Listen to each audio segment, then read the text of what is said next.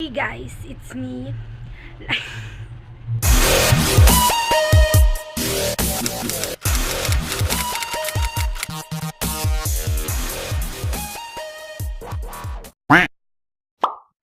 Hey guys, it's Lyra. So, for today's video, we are going to tackle about evolution.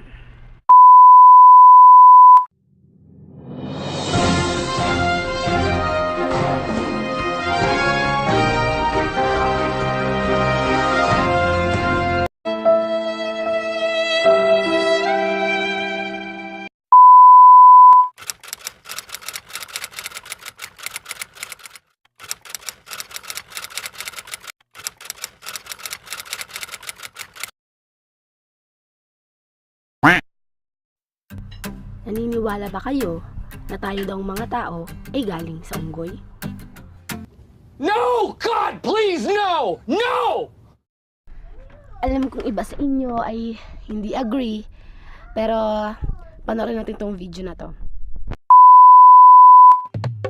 In biology, evolution is the change in the characteristics of a species over several generations and relies on the process of natural selection.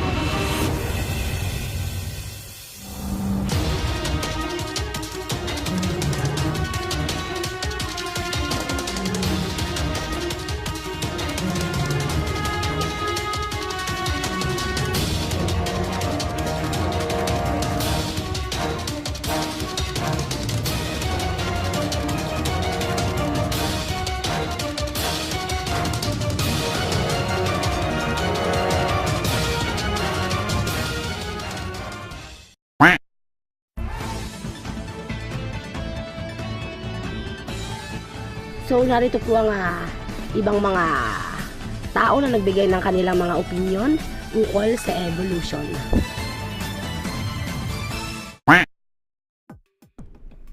There are many theories on the existence of the different forms of life. Long ago, Greek philosophers speculated that all living things are related with one another.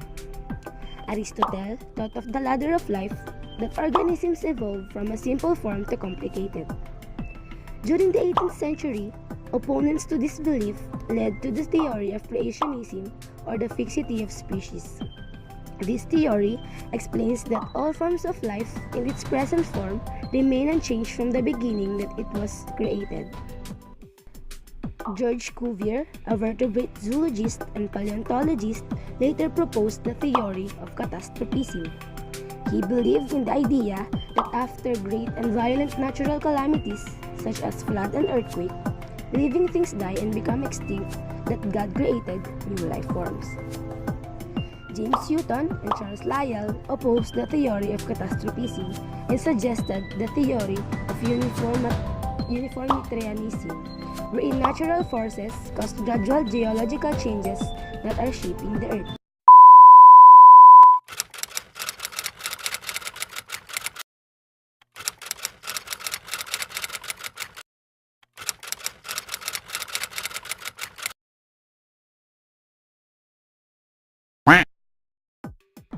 Charles Darwin believed that all organisms originated from a common ancestor, and because all living things have common ancestors, all living things are related to one another even if these species are different from one another.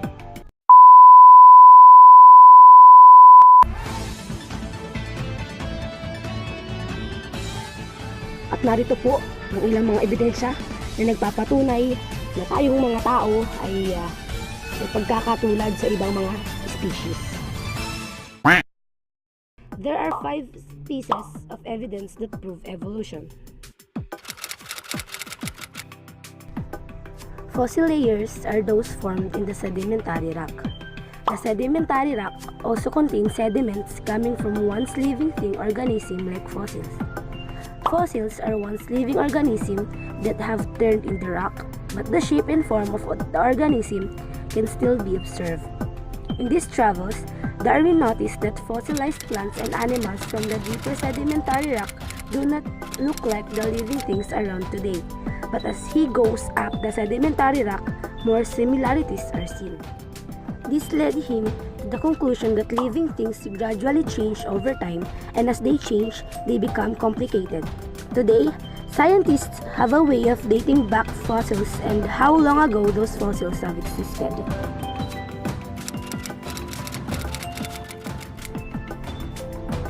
Aside from fossil layers, Darwin also discovered bones, fossils, petrified wood, and insects. In his journey, he discovered a bone of an extinct giant sloth, Megatherium, and noticed that similarities between an extinct and a living organism. Darwin and the scientists of today concluded that the remains of ancient organisms look like the organisms that live today because they come from a common ancestor. Megatherium is probably an ancestor of the tree sloth that exists today.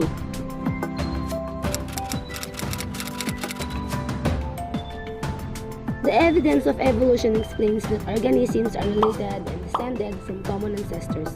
Comparative anatomy shows indirect evidences of evolution by comparing structures of organisms. Comparison reveals species having the same body structure. The more similarities, the more they are related and evident that they come from one common ancestor.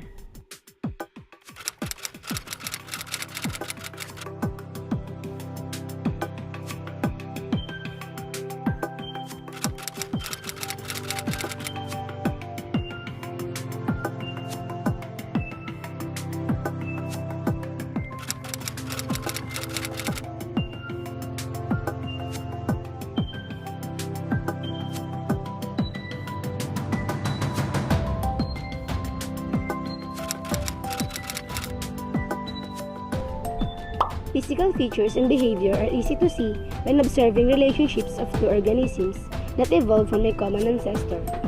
However, physical looks can sometimes be deceptive. Scientists today can analyze the genetic makeup to see if two organisms are related with each other. All creatures have DNA.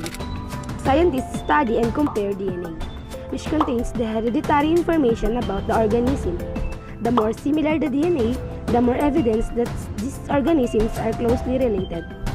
DNA testing is a method used today that was never utilized during Darwin's time.